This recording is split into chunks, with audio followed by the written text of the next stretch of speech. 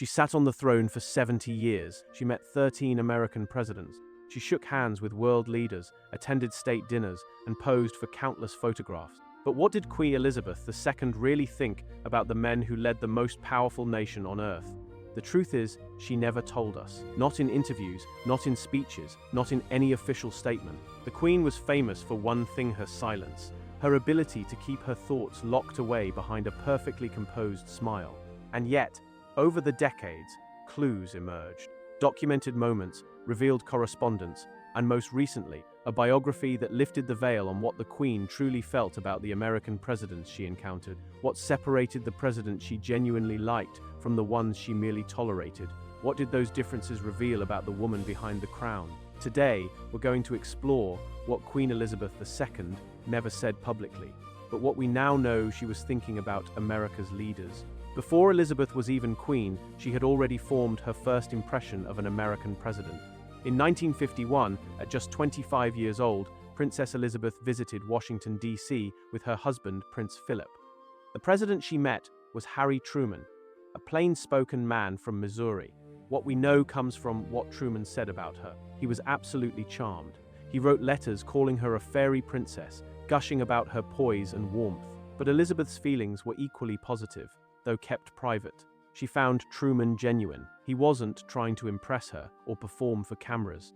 He was exactly who he seemed to be: decent man doing a difficult job. This quality, this lack of pretense, would become the defining characteristic of the presidents she truly liked. Truman made her feel comfortable. He was warm without being obsequious. He treated her like a person, not an institution. When Eisenhower became president in 1953, Elizabeth had just ascended to the throne. But this wasn't a new relationship. Elizabeth and Eisenhower already knew each other from World War II, when he served as Supreme Allied Commander. She had watched him during those war years with genuine admiration. Eisenhower wasn't just a politician to her, was a man who understood the weight of leadership, duty, and sacrifice. When Eisenhower visited Balmoral Castle, the Queen's Scottish estate, Elizabeth did something remarkable. She gave him her personal recipe for drop shons. This wasn't just a polite gesture. The Queen guarded her private life fiercely. She shared almost nothing personal with world leaders. But Eisenhower was different. Their correspondence continued for years after his visit, warm and familiar in a way that her exchanges with most world leaders never were. Elizabeth saw Eisenhower as a kindred spirit, someone who understood the loneliness of command. He was one of the few presidents she considered a genuine friend. Then came John F. Kennedy, and the dynamic shifted entirely. The Kennedys visited Buckingham Palace in June 1961, and by all accounts, it was awkward. Jackie Kennedy, glamorous and sophisticated with her perfectly coiffed hair and designer wardrobe, reportedly found the Queen pretty heavy-going, and the feeling was mutual. Elizabeth wasn't impressed by the Kennedys. She found Jackie's glamour overwhelming and perhaps a bit much. The effortless charm that dazzled America felt to Elizabeth like performance rather than substance. JFK himself didn't connect with her the way other presidents had. She found him polished but distant, more interested in projecting an image than in genuine conversation. The Kennedys represented a new kind of American politics: youthful, media-savvy, almost Hollywood in their appeal. They were celebrities as much as they were political figures. Elizabeth, raised to value discretion and tradition above all else, didn't quite trust that style. Her world was one of protocol and restraint. Theirs was one of flashbulbs and magazine covers. Elizabeth simply didn't click with them. Not every president would become a friend, and the Kennedys remained firmly in the category of foreign leaders she had to host, rather than people she wanted to know. Lyndon B. Johnson holds a unique distinction among the presidents of Elizabeth's reign. He's the only one she never actually met. Despite serving nearly 6 years in the White House, scheduling conflicts and circumstances meant their paths never crossed in person. It's a strange gap in the Queen's otherwise comprehensive record of American leaders, but it also highlights something important. These meetings weren't automatic. They required effort, timing, and mutual interest. Richard Nixon had met Elizabeth multiple times, first as vice president under Eisenhower, then later as president. Their relationship was cordial and professional, but Elizabeth never warmed to him personally.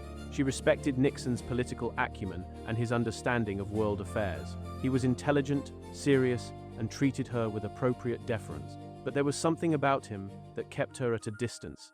Nixon was intense, guarded, and seemed to carry a cloud of anxiety wherever he went. Elizabeth preferred leaders who could relax in her presence, who could laugh and make conversation without constantly calculating their next move. By the time he reached the presidency, their interactions had a practiced, almost mechanical quality. They knew how to work together and stand side by side for photographs, but Elizabeth never sought out his company beyond what duty required. She thought Nixon was competent but exhausting.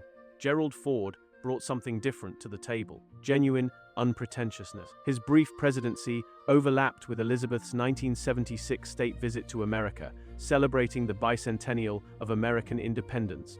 Elizabeth liked Ford. She found him refreshingly normal after the intensity of Nixon and the awkwardness of the Kennedy era. Ford didn't try to impress her or perform for the cameras. He was exactly who he appeared to be, a decent, straightforward man who had stumbled into the presidency and was doing his best. At a state dinner in the White House, Ford did something that made headlines. He asked the Queen to dance. She accepted, and for a few minutes, the elderly monarch and the accidental president swayed across the dance floor together. Elizabeth was smiling, genuinely smiling, not the polite diplomatic version. That moment revealed something about what Elizabeth valued in people. Ford approached her without excessive reverence or nervous awkwardness. He treated her like a person, not an institution.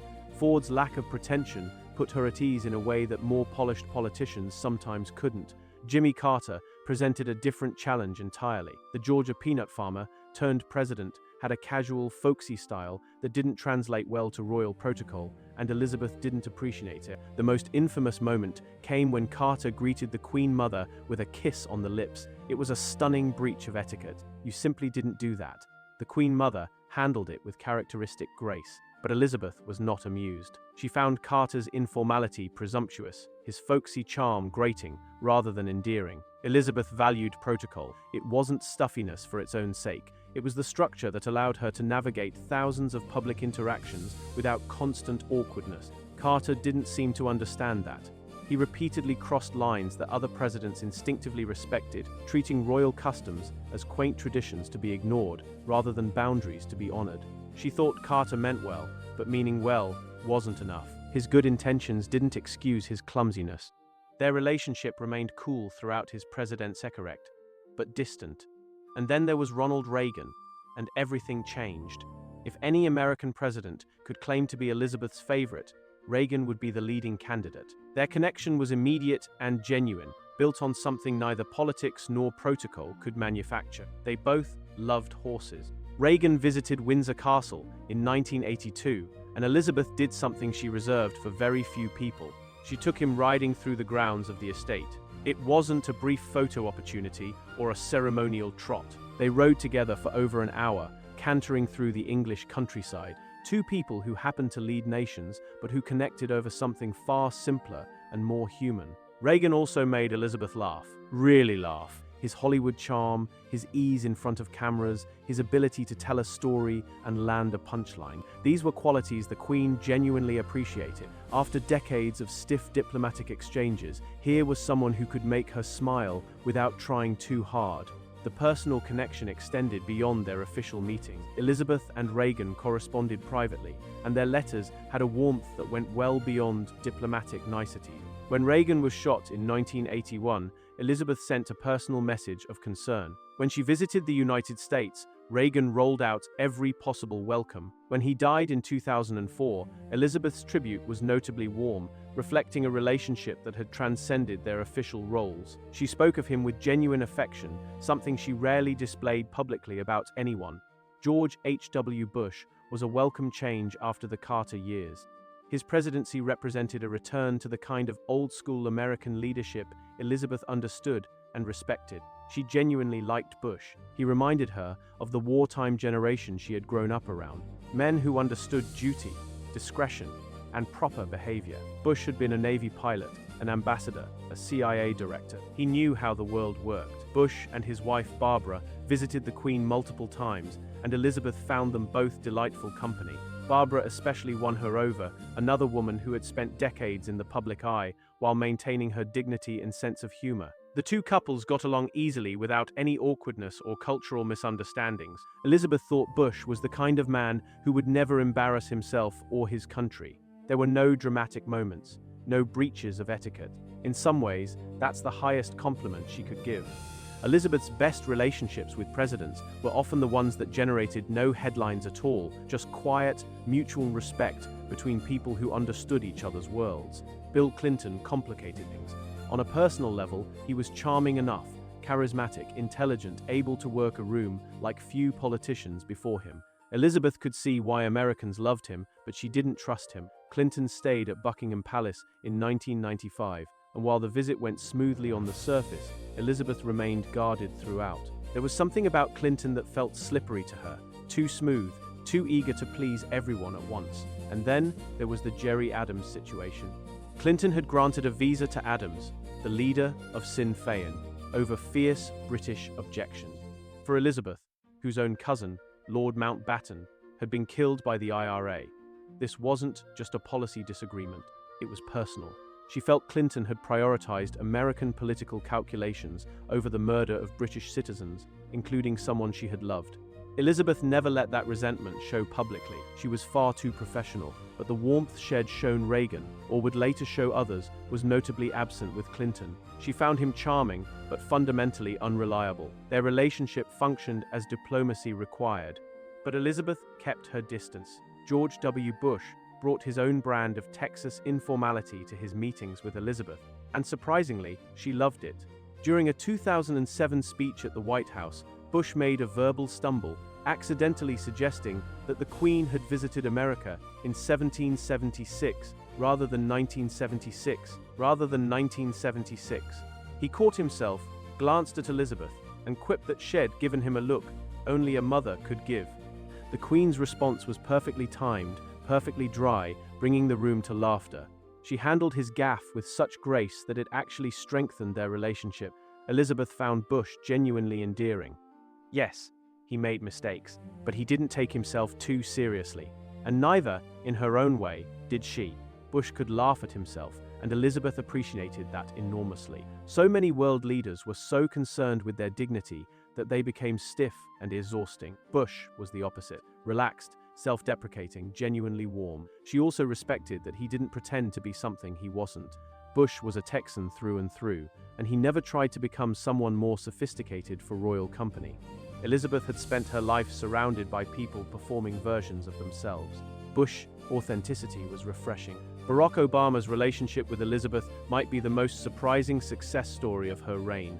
On paper, they had little in common. Different generations, different backgrounds, different worldviews. Obama was a progressive politician who had grown up far from any royal tradition. Elizabeth was the embodiment of monarchy itself, and yet something clicked. The moment everyone remembers came in 2009 during the Obama's first visit to Buckingham Palace. At a reception, Michelle Obama put her arm around the Queen. It was a breach of protocol that made headlines around the world. You weren't supposed to touch the Queen beyond a handshake, but here's what happened next. Elizabeth reciprocated. She put her own arm around Michelle in return, a gesture so unexpected that aides reportedly did a double take. For a woman who had spent her entire life maintaining careful physical and emotional boundaries, it spoke volumes. The Queen liked the Obamas, genuinely liked them. Subsequent visits only deepened the connection. When the Obamas returned to Britain, there was an ease between them that observers consistently noted. Real laughter, real conversation, real warmth. Elizabeth seemed to relax around them in a way she rarely did with world leaders. They talked not just about policy and state matters, but about family, about their children, about life. When Elizabeth died in 2022, both Barack and Michelle Obama released statements that went beyond diplomatic courtesy. They spoke about her as someone they had known and admired personally, someone who had shown them kindness and humor when she had no obligation to do so. Donald Trump's state visit in 2018 was one of the most controversial of Elizabeth's reign. Massive protests erupted across the United Kingdom. A giant balloon depicting Trump as a baby floated above Parliament. Politicians debated whether he should have been invited at all. Through it all, the Queen remained publicly gracious. She hosted Trump at Windsor Castle and conducted herself with perfect professionalism. She had hosted controversial figures before. It was part of the job. But small moments told a different story. During the inspection of the Guard, Trump walked directly in front of Elizabeth, a breach of protocol that forced her to awkwardly sidestep around him. The Queen's expression flickered just for a moment before her diplomatic mask returned. Body language analysts noted the absence of the warmth Elizabeth had shown other presidents. There were no genuine smiles, no moments of shared laughter, none of the ease she had displayed with Reagan or the Obamas. But the real revelation came years later, in 2024, when royal biographer Craig Brown released his book, A Voyage Around the Queen. In it, Brown revealed that just weeks after Trump's visit, Elizabeth confided in a lunch guest about her true feelings. "Very rude," she said simply. 2 words. That's all she needed. Very rude. It wasn't an elaborate critique. The Queen didn't need to elaborate. She had summed up the former president in the language of pure, understated British disapproval. Brown also wrote that Elizabeth had concerns about Trump's personal arrangements, suggesting she found aspects of his behavior troubling beyond mere protocol violations. The Queen likely didn't approve of Trump. His brash style, his disregard for protocol, the controversy that surrounded his every move, all of it clashed with everything she valued. But you would never hear her say so publicly. What you could observe was what she didn't do. No horseback rides through Windsor, no personal recipe exchanges, no invitations that went beyond what diplomacy strictly required. None of the gestures she had offered to presidents she genuinely connected with.